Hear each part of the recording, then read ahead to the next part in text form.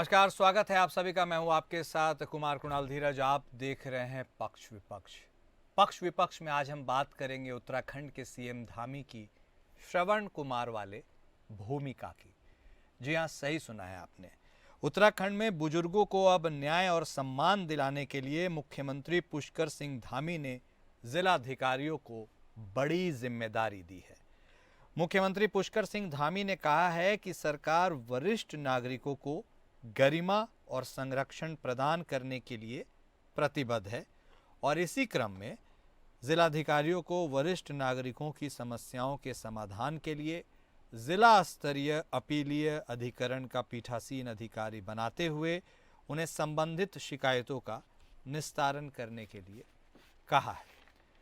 मुख्यमंत्री पुष्कर सिंह धामी ने समाज कल्याण विभाग के अधिकारियों को यह निर्देश देते हुए कहा कि वरिष्ठ नागरिकों के अधिकारों की रक्षा के लिए लागू माता पिता और वरिष्ठ नागरिक के भरण पोषण और कल्याण अधिनियम 2007 यानी MWPSC एक्ट 2007 को प्रभावी ढंग से अमल में लाया जाए। यह अधिनियम वरिष्ठ नागरिकों और माता पिता को उनके बच्चों, उनके बालिग पोते पोतियों अथवा संपत्ति के उत्तराधिकारियों से भरण पोषण की वैधानिक व्यवस्था प्रदान करता है। इस कानून को अमल में लाने के लिए राज्य में जिला स्तर पर कुल 13 अपीलीय भरण पोषण अधिकरण और सब डिवीजन स्तर पर 69 से अधिक भरण पोषण अधिकरण कार्यरत हैं, जहां भरण पोषण की राशि अधिकतम 10,000 रुपये प्रतिमाह निर्धारित की जा सकती है। मुख्यमंत्री धामी ने कहा कि जिला स्तरीय अपीलीय अधिकरण के पीठासीन अधिकारी जिला मजिस्ट्रेट हैं, इसलिए उन पर इस कानून को सख्ती से अमल में लाते हुए वरिष्ठ नागरिकों को न्याय दिलाने की जिम्मेदारी है। इसके साथ ही तहसील स्तर पर उप जिलाधिकारी, भरण पोषण संबंधित अधिकरण के पीठासीन अधिकारी और जिला समाज कल्याण अधिकारी पदेन भरण पोषण अधिकारी के रूप में जिम्मेदार बनाए गए हैं। संपत्ति हस्तांतरण में सुरक्षा प्रावधान कानून के तहत यदि कोई वरिष्ठ नागरिक देखभाल की शर्त पर संपत्ति हस्तांतरित करता है, लेकिन इसके बाद तय शर्तें पूरी नहीं होती, तो अधिकरण उस हस्तांतरण को अमान्य घोषित करते हुए संपत्ति की वापसी सुनिश्चित कर सकता है। इसके अलावा सरकार ने चमोली, उत्तरकाशी और बागेश्वर जिलों में निःशुल्क वृद्ध आवास गृह शुरू किए हैं, जहां जरूरतमंद बुजुर्ग सुरक्षित वातावरण में रह रहे हैं। सीएम ने कहा, राज्य में वरिष्ठ नागरिक कल्याण परिषद का भी गठन किया गया है। उत्तराखंड सरकार की योजना देखने सुनने में तो अच्छी लगती है, लेकिन ये योजना धरातल पर किस तरह से उतरती है, यह देखना महत्वपूर्ण होगा। तो उत्तराखंड में बुजुर्गों को न्याय और सम्मान दिलाने के लिए सीएम धामी की ये पहल है और इसलिए उनकी भूमिका को श्रवण कुमार के रूप में देखा समझा जा रहा है। जिम्मेदारी तय की गई है डीएम की, क्योंकि अब डीएम ने यह जिम्मेदारी उनको आवंटित की गई है कि अब वह न्याय और सम्मान दिलाने की जिम्मेदारी लें और बुजुर्गों के ख्याल रखने के तहत इन सारी प्रक्रियाओं का वह पालन करें। सीएम ने सभी डीएम को कहा है कि तुरंत समस्याओं का यानी बुजुर्गों के समस्याओं का समाधान करें। और सीएम धामी ने यह भी कहा कि उनकी जो भी मुश्किलें हैं उनके बारे में वह डीएम को बता सकते हैं और डीएम को उसे सुनना है और बुजुर्गों के लिए हर जिले में समाधान तंत्र भी बनेगा। तो बुजुर्गों के लिए यह बात तो की गई है, लेकिन यह बात कितनी कारगर साबित होगी, इसी के बारे में आज हम चर्चा भी करेंगे। ये जानने समझने की कोशिश करेंगे कि आखिर सीएम धामी के इस फैसले से, इस आदेश से क्या बुजुर्गों की जो यथास्थिति है उसमें कोई परिवर्तन होगा, क्योंकि आमतौर पर बुजुर्गों की जो स्थिति होती है जब उनके बच्चे बाहर पलायन कर जाते हैं, उसके बाद काफ़ी दिक्कतों का उन्हें सामना करना पड़ता है। वो एक तरह से एकाकी भी महसूस करते हैं। पैसे होने के बावजूद भी काफ़ी कठिनाइयों का उन्हें सामना करना पड़ता है। ये एक ज्वलंत समस्या है, केवल उत्तराखंड की नहीं, कमोवेश पूरे भारत की। और ऐसे में इस चीज़ को एड्रेस चूँकि सीएम धामी ने किया है तो कुछ सोचा तो ज़रूर होगा। इसके पीछे हवाला भी दिया गया है MWPSC एक्ट 2007 का, इसका मतलब प्रावधान है, और माता पिता और वरिष्ठ नागरिकों के भरण पोषण और कल्याण अधिनियम 2007 को बस प्रभावी ढंग से अमल में लाना है। इतनी सी ही काम और कोशिश करनी है। यदि इतना किया जाता है तो अपने आप चीज़ें काफ़ी हद तक सुधर सकती हैं। वरिष्ठ नागरिकों के जीवन में यूं तो कई समस्याएं होती हैं, लेकिन सबसे बड़ी समस्या वही होती है कि जब वह संपत्ति का निपटारा भी करते हैं और बंटवारा करते हैं अपने बच्चों में, उसके बाद उनका ख्याल रखने वाला कोई नहीं होता। वह इस उम्मीद के साथ ऐसा करते हैं कि लोग उन्हें देखेंगे, समझेंगे, लेकिन होता कमोवेश ज़्यादातर इससे उलट है। हालांकि ऐसा नहीं है कि समस्त लोग ऐसा ही कर रहे हैं, लेकिन कुछ लोग हैं जो ऐसा करते हैं। और इसी मुद्दे पर अपनी चर्चा को हम आगे बढ़ाते हैं, उसकी शुरुआत करते हैं। हमारे साथ हमारे खास मेहमान जुड़ चुके हैं। हमारे साथ भारतीय जनता पार्टी के तरफ से बतौर प्रवक्ता कमलेश रमन जी जुड़ चुकी हैं। कांग्रेस पार्टी के तरफ से बतौर प्रवक्ता प्रमोद कप्रवान साहब जुड़ चुके हैं। हमारे साथ थोड़ी देर में रमनप्रीत कौर जो फाउंडर हैं बुजुर्गों की रसोई की, वो भी जुड़ेंगी। आप सभी खास मेहमान का स्वागत है। फैसला चूंकि सीएम धामी का है और सीएम धामी आते बीजेपी से हैं, इसीलिए शुरुआत रमन जी आपके साथ करेंगे। देखिए, कहा जाए तो वाकई में कहा जाए कि यह अच्छा मूव उन्होंने लिया है, क्योंकि एक ऐसे वर्ग जो समाज में अपने ही पुत्रों पुत्रियों के द्वारा उपेक्षित महसूस करते हैं, उनके बारे में यदि सूबे के मुख्यमंत्री ने सोचा है तो सोचा ज़रूर अच्छा है। बस निष्ठावान तरीके से इसे अमल में लाने की ज़रूरत है, जिसकी जिम्मेदारी डीएम को दी गई है। थोड़ी सेंसिटिविटी और इस पूरे मामले को हैंडल करने के लिए बहुत सारा प्यार, क्या यह उम्मीद की जा सकती है डीएम से? और इसको मॉनिटर करने के लिए भी आप लोगों को बहुत सतर्क रहना होगा। बिल्कुल, देखिए, पुष्कर सिंह धामी जी इस प्रदेश को और इस प्रदेश के जो बुजुर्ग हैं, जो सीनियर लोग हैं, उन सबको सुरक्षा प्रदान करने के लिए लगातार काम कर रहे हैं। अगर मैं पहाड़ों की बात करूं तो वहां पर भी जो हमारे बुजुर्ग रहते हैं उनके लिए भी योजना देने का काम किया। हाँ, और जो हमारे शहरी क्षेत्र में अगर हमारे बुजुर्ग रहते हैं जो वृद्ध आश्रम में रहते हैं, या आपका रेन बसेरा जो हमारे बसे हुए वहां रहते हैं, या जो जिनके बच्चे बाहर चले गए, जो लोग फॉरेन कंट्री चले जाते हैं, अपने माता पिता को वृद्ध आश्रम में छोड़ करके चले जाते हैं। हमारे यहाँ बहुत सारे ऐसे जो है आश्रम है जहाँ उनके माता पिता रहते हैं, उनके बच्चे छोड़ के उन्हें चले जाते हैं। तो एक किरण के रूप में पुष्कर सिंह धामी जी ने जो एक पहल करी है, बहुत ही सराहनीय ये ऐसा कदम है, जिसमें हमारे जो सीनियर बुजुर्ग हैं उन सबको सुरक्षा भी प्रदान होगी, और जो उनके बच्चे हैं उनको अपनी जिम्मेदारी का एहसास भी होगा। क्योंकि जब बच्चे बाहर चले जाते हैं और माता पिता अपनी संपत्ति अपने बच्चों को दे देते हैं, और उसके बाद वो ये उम्मीद करते हैं कि हमारा बच्चा बुढ़ापे में जब हम बुजुर्ग हो जाएंगे हमारी सेवा करेगा और हम अपने बच्चों के साथ रहेंगे। लेकिन कई बार हर एक व्यक्ति नहीं करता ऐसा आज का, क्योंकि हमारा जो युवा है, आज का जो युवा है इस वक्त 2025 में, तो वो बहुत समझदार हो चुका है, और वो अपने बुजुर्गों का सम्मान भी करता है और उनको अपने साथ घर में भी रखने का काम करता है। पर फिर भी कहीं ना कहीं ऐसे समाज में इस तरह की गलत भावना वाले लोग हैं जिनकी सोच बहुत वाकई आज भी ठीक नहीं है, तो वो अपने माता पिता को पत्नी के कहने पर या किसी के भी कहने पर उनको बाहर छोड़ने का काम करते हैं और अपनी जिम्मेदारियों से पल्ला झाड़ लेते हैं। लेकिन आज पुष्कर सिंह धामी जी ने जो निर्णय लेने का काम किया, ये उन सब के लिए एक नजीर है, ये उन सब के लिए एक सबक है कि अपने माता पिता को आप ऐसे छोड़ नहीं सकते।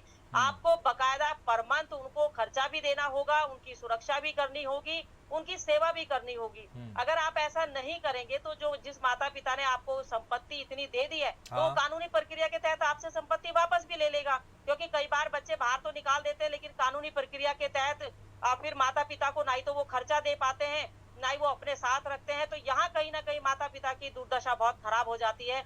अगर मैं एकल की बात करूं तो एकल चाहे हमारी महिला हो या पुरुष हो, उसको बड़ी परेशानियां होती है। जब तक वो जोड़ा है तब तक तो वो एक दूसरे के सहयोग में रह करके अपनी दुख तकलीफ को बांट सकता है। लेकिन जब वो एकल रहता है, पति या पत्नी, तो तब उसे बच्चों की ज्यादा आवश्यकता होती है। तो ये जो निर्णय है, ये एक ऐतिहासिक निर्णय है। और जिस तरीके से पुष्कर सिंह धामी जी लगातार बुजुर्गों के लिए, युवाओं के लिए, महिलाओं के लिए और इस उत्तराखंड के आने वाला जो समय होगा उसके लिए एक ऐतिहासिक ऐसी चीजें बुनियादी छोड़ रहे हैं, वो बना रहे हैं, ऐसी मजबूत कर रहे हैं कि कभी भी कोई अपने ना तो बुजुर्ग को आश्रम में छोड़ेगा। और आश्रम होने ही क्यों चाहिए?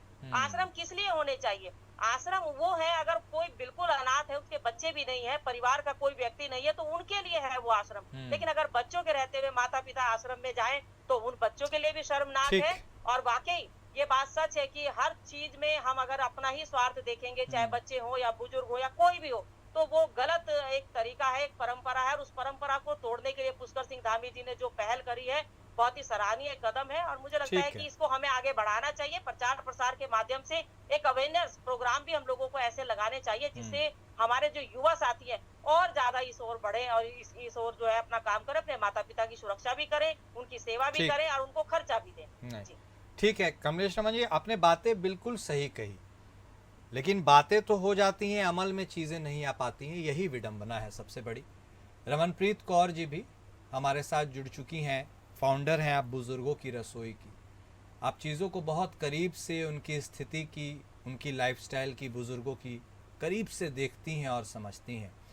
रमनप्रीत जी, सिर्फ उत्तराखंड की क्या पूरे देश की ऐसी स्थिति है जिस पर हम चर्चा कर भी रहे हैं, स्पेसिफिकली ऑन उत्तराखंड। आपको लगता है क्या ये चीज़ें इन्फोर्स कर देने से, बच्चों के ऊपर थोड़ा सा अंकुश दबाव डाल देने से उनके मन की जो वृत्ति है वह चेंज हो जाएगी? समाज में ऐसे कौन से अमूलचूल परिवर्तन करने की और ज़रूरत है जिससे, जिस ओर इशारा कर रही थी रमन जी, कि इन आश्रमों की ज़रूरत ही ना पड़े? आप कैसे देख रही हैं सरकार के इस मूव को भी और ग्राउंड पर रियलिटी जो मौजूद है उसको भी? पहले तो आप सबका नमस्कार और बहुत बहुत धन्यवाद मेरे को इस मंच पे बुलाने के लिए। ये जो मुद्दा है जिसमें सीएम धामी जी ने इतना बड़ा कदम उठाया है, मैं बहुत सराहना करती हूँ इस बात की। जिसे कहते हैं ना, एक देर आए दुरुस्त आए। सर, हमने कोविड के टाइम से हमने बुजुर्गों की रसोई शुरू की थी, जिस समय लोगों के पास खाने की, और कोविड का समय कोई भूल नहीं सकता। बिल्कुल। हमारे जनरेशन में कोई वो टाइम भूल नहीं पाता है। लेकिन जब वो स्थिति खत्म हुई ना, आप लगाए सर, एक बुजुर्ग वर्ग ऐसा था कि जिसके पास कुछ सोचने तक के लिए नहीं था। जो बंदा घर से बाहर नहीं निकल सकता था, वो कैसे उस चीज को अपना दवाई, अपने खाने का, वो चीजों को पूरा अपनी पूर्ति कर पाता। वो समय था। हम लोग जब उस समय ये जब चीजें देख रहे थे, जो युवा वर्ग है वो भी भाग दौड़ में लगा रहा, ठीक है, किसी ना किसी तरह करके आप किसी की जान बचाए, बस ये था ना। लेकिन उसके बाद भी जो बुजुर्ग लोग थे वो बिल्कुल अकेले थे। उनके पास उनकी दवाई के लिए, उनके खाने पीने का कुछ भी व्यवस्था नहीं थी। वो टाइम था कि हम लोगों ने, मैंने इस चीज को हमने इस तरह से शुरू किया कि ठीक है, अगर हम हम अपने ही क्षेत्र से शुरू करते हैं। मैं कोई इतनी संपन्न परिवार से नहीं, भगवान ने जितना दिया बहुत था। हमने एक क्षेत्र से शुरू किया ये कार्यक्रम कि हम सिर्फ बुजुर्गों के लिए खाना लेंगे, सिर्फ वो बुजुर्ग जो असहाय थे, हमने उनके लिए ये कार्य शुरू किया। 5 लोगों से शुरू किया था। अभी मेरी 2 जगह रसोई है और 45 से 50 टिफिन हमारे दिन के और रात के जाते हैं।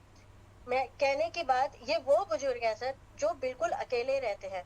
जरूरी नहीं कि इनके बच्चे नहीं है, इनके बच्चे हैं, वो सब बाहर गए हुए हैं, लेकिन उन्होंने अपने माता पिता को, सबको इतने बुरे हाल में छोड़ा हुआ है कि आप सोच नहीं सकते। जब हम उनकी स्थिति देखते हैं ना, तो खुद से रोना आता है कि हम अपने बच्चों को कौन सी संस्कृति दे रहे हैं इस समय। जब जो बच्चे तो बाहर चले गए हैं, अब आप क्या सोचते हैं कि हम उनको समझाएंगे बुझाएंगे, क्या वो अपने माँ बाप को वापस लेने आ जाएंगे?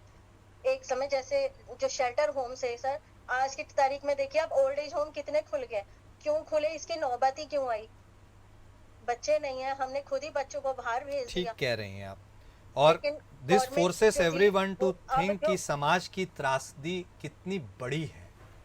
अब इसमें मुख्यमंत्री को भी इंटरवीन करना पड़ रहा है। ठीक है, प्रमोद कपरवान साहब, आप भी हमारे साथ जुड़ गए। हाँ, नहीं वाकई प्रमोद साहब, आप भी हमारे साथ जुड़ चुके हैं। अभी रमनप्रीत कौर जी बता रही थी जो समाज की रियलिटी है, उसके बारे में भी उन्होंने बताया।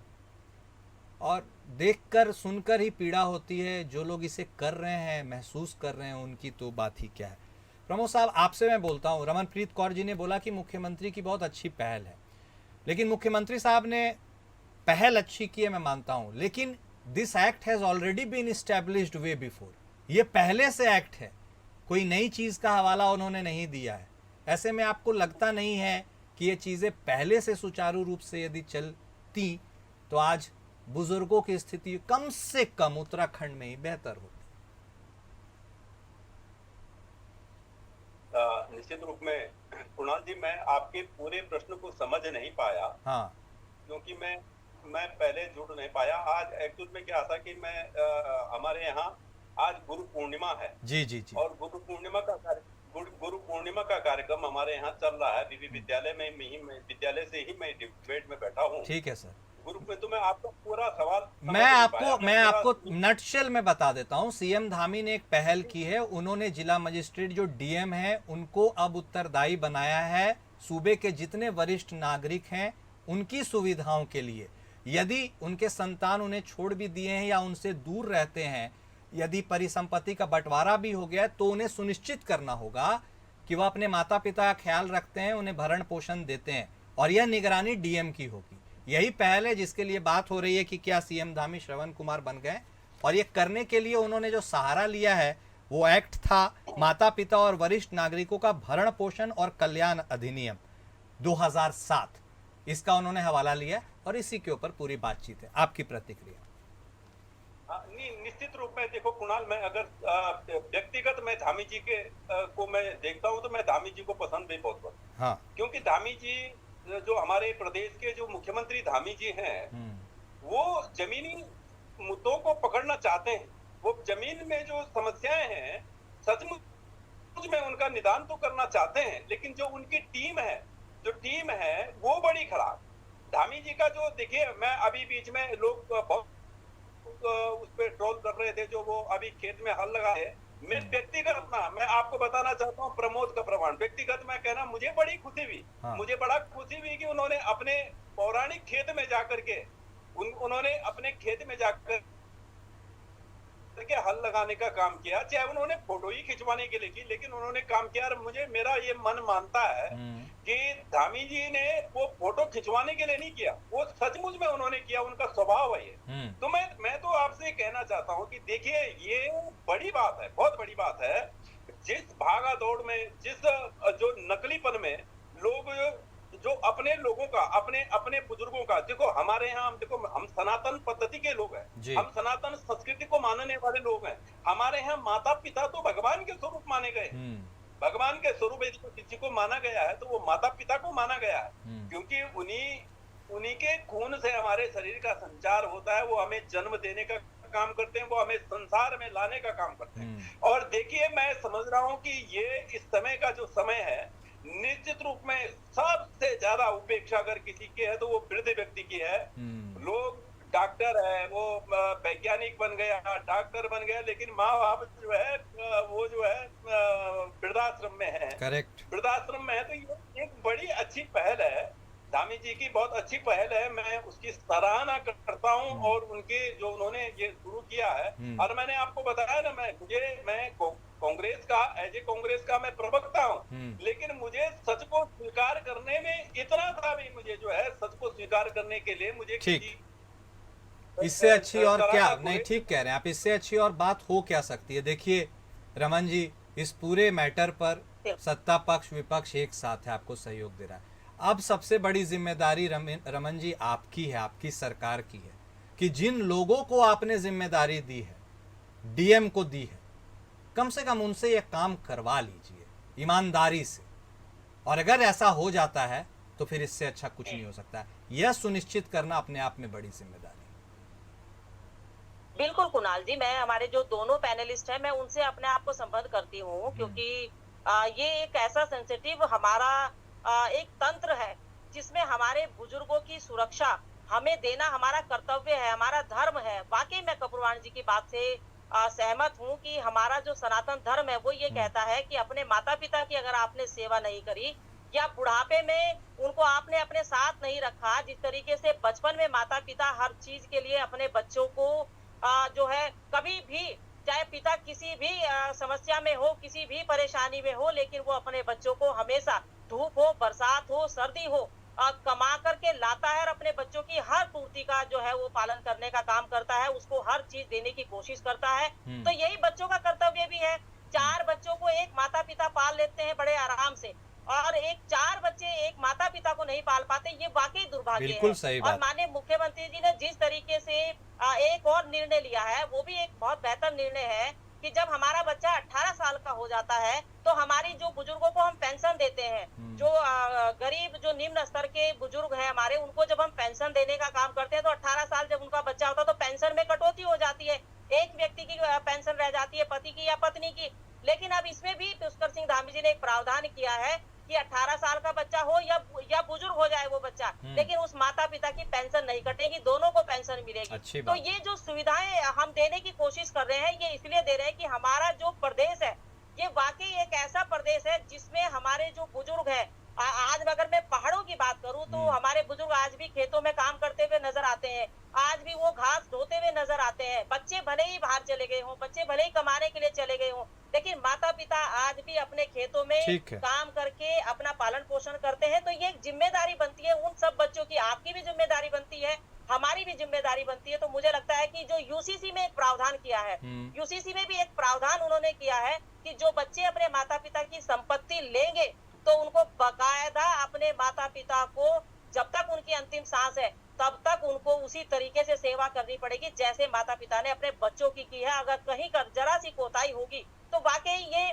सच बात भी है कि इसकी मॉनिटरिंग होनी भी आवश्यक है, इसके ऊपर जांच करनी भी आवश्यक है। इसके ऊपर जिस तरीके से जिला अधिकारी को बिठाने का काम किया गया, जो अधिकारियों को किया गया, ये वाकई एक ऐसा कदम होगा अगर हमारा ये सफल हो जाता है, और सफल होगा ये, क्योंकि जब हम सब एक हैं, विपक्ष में हो, हमारे सामाजिक लोग हो, हमारी संस्थाएं हो, हमारे एनजीओ हो, हमारे राजनीतिक स्तर के नेता हो, लोग हो, कार्यकर्ता हो, जनता हो, जब एक साथ होगी और हम अवेयरनेस करेंगे उन बच्चों के अंदर जो बाहर गए हैं, अगर वो भी अपने माता पिता को अपने पास बुलाने का काम करेंगे तो ये एक बहुत अच्छी शुरुआत, बहुत अच्छी पहल है। बिल्कुल। और ये पहले से प्रावधान है अपने माता पिता को रखने का पूरा तत्व से, जो चाहे सतयुग कह लो, कलयुग कह लो, त्रेता युग कह लो, द्वापर युग कह लो, कोई भी युग कह लो, माता पिता सर्वप्रथम है, उनका प्रथम स्थान आता है। वो बच्चे नालायक होते हैं जो अपने माता पिता को जो है बाहर भेजने का काम करते हैं या गलत उनके साथ व्यवहार करते हैं। और उम्मीद तो हम यही करते हैं कि ये जो पहल है ये बिल्कुल सफल हो जाए। रमनप्रीत कौर जी, देखिए, विकसित भारत की हम कल्पना कर रहे हैं, लेकिन समाज के विघटन में इतनी तेजी आ रही है कि सोचने पर मजबूर कर रहा है हमें कि क्या हम विकसित वाकई हो पा रहे हैं। एक्चुअली देखिए, आप बहुत नेक कार्य कर रही हैं, आपकी भी हम सराहना करते हैं। आपको लगता है क्या कि यदि इसमें सरकार की तरफ से, गवर्नमेंट एडमिनिस्ट्रेशन की तरफ से आपको थोड़ी सी सहायता मिल जाती ज़मीनी स्तर पर, तो आप चीज़ों को और बेहतर तरीके से कर पाती? आपके की पॉइंट्स क्या हैं, उन्हें भी ज़रूर एड्रेस कीजिए। सर, मैं आपके चैनल के माध्यम से मैं ये बोलना चाहती हूँ, जिस तरह से हमने बुजुर्गों के लिए उनकी सुरक्षा का एक बीड़ा उठाया, जितने बुजुर्ग आज मेरे साथ हैं, मैं एक बार धामी जी से भी निवेदन करना चाहती हूँ। जैसे 2 जगह हमारी रसोई है, एक खाने की व्यवस्था होती है ना सर, अगर किसी को समय से बुजुर्ग को खाना और दवाई मिल जाए तो शायद वो जिस जगह पे है ना वहाँ सुरक्षित है, हमें और ओल्ड एज होम ढूंढने की आवश्यकता नहीं होगी। मेरा सिर्फ इतना कहना था कि अगर सिटी के सेंटर में हमें कोई एक जगह हमें गवर्नमेंट की तरफ से उपलब्ध कराई जाए, कम से कम हम वहाँ पे 8 से 9 घंटे बुजुर्गों के लिए, केवल सीनियर सिटीजन के लिए एक ऐसी रसोई, एक ऐसा माध्यम खोले, कोई भी उनकी समस्या है, उनकी खाने से है दिक्कत या उनके स्वास्थ्य संबंधी कोई दिक्कत है, वो आए हमें बताए ताकि हम डायरेक्ट सरकार से हम उनकी हेल्प कर सके। क्योंकि मैं अकेले हम बुजुर्गों में कितना, हम लोग इतने समर्थ नहीं है, फिर भी हम पूरी कोशिश करते हैं जितनी हमसे बन पड़ती है। और एक बात और सर, मैं ये भी बोलना चाहती हूँ कि हम आज जो जागे हैं ना, लेकिन बहुत देर से जागे हैं। क्या ऐसा नहीं हो सकता है कि हम जो ये आज कार्यक्रम कर रहे हैं, हम स्कूल से स्टार्ट करें? जब बच्चा छोटा होता है, आप लोग स्कूल में एनुअल फंक्शंस करते हैं, उसमें दादा दादी को बुलाना कंपलसरी होना चाहिए। उनको वहां से शिक्षा मिलनी चाहिए। माँ बाप के, तुम्हारे दादा दादी हैं, वहां पे उन्होंने, माँ बाप ने दादा दादी को तो वैसे ही हटा दिया, वो तो किसी कैटेगरी में नहीं। अब तो कहाँ से उनको अपने ग्रैंड मदर और ग्रैंड फादर का पता चलेगा? ये स्कूल ही शिक्षा से ही ये जरूरी है कि अपने दादा दादी की केयर करना सिखाओ बच्चों को। इतने बुरे हालात हैं सर आज की तारीख में, कोई पैरालिसिस किसी को है, किसी को दिखाई नहीं देता, वो बुजुर्ग इंसान कहाँ अपना खाना ढूंढने जाएगा? हम ऐसे बुजुर्गों की देखभाल करते हैं।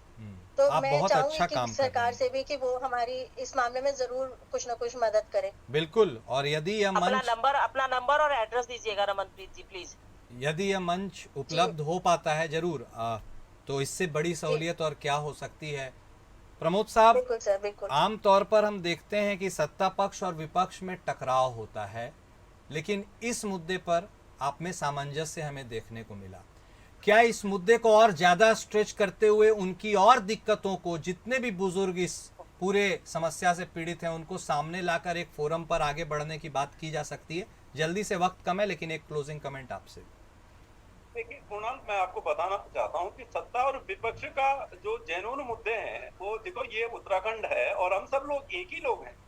हम सब लोग एक ही हैं एकदम। वो जो है ऐसा नहीं है कि कोई जो है सत्ता में बैठ गए तो वो कोई बड़ा ईश्वर हो गया और जो विपक्ष में है तो वो कुछ नहीं है। सत्ता आती जाती रहती है, लेकिन ये जो आपने ये आज जो ये मुद्दा उठा, मैं तो इस बहन को प्रणाम करना चाहता हूँ। मैं तो इस बहन को बहुत आपका अभिनंदन और वंदन करना चाहता हूँ कि जो उन बुजुर्गों की सेवा कर रही हैं जिनको लोगों ने छोड़ दिया। और मैं कहना चाहता हूँ कुणाल, ये कोई गरीब लोग नहीं छोड़ रहे अपने माता पिता को। जो गरीब व्यक्ति है वो आज भी भगवान की तरह अपने माता पिता को पूजने का काम करता है। ये वो लोग हैं जिनके आमदनी इतनी ज्यादा है, जिनको ये लगता है कि ये जो बुजुर्ग है जो जो उनका जीवन दाता है, उनको वो बहुत छोटी नजर से देखने का काम शुरू। मैं तो धामी जी से एक कदम और आगे आकर के निवेदन करना चाहता हूँ। धामी जी देखो, मैं आपको बताना चाहता हूँ, मुझे अच्छा लगता है कि हमारे मुख्यमंत्री मातृ और पितृभक्त हैं।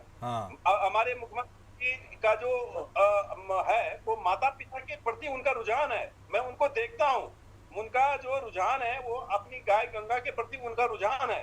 ठीक है, जब भी राजनीतिक कोई मुद्दे होते हैं तो हम खूब अच्छा डट करके विरोध करते हैं, लेकिन जब कोई मुद्दा, ये देखिए, जब कोई संस्कारों का मुद्दा हो और कोई संस्कारी व्यक्ति हो तो उसके संस्कारों की मैं प्रशंसा करना चाहता हूँ। और मैं इस बहन को बहुत मैं प्रणाम करना चाहता हूँ कि भाई आपने ये रसोई के माध्यम से आपने जो शुरू किया, और निश्चित रूप में हमारे मुख्यमंत्री जी दयालु हैं।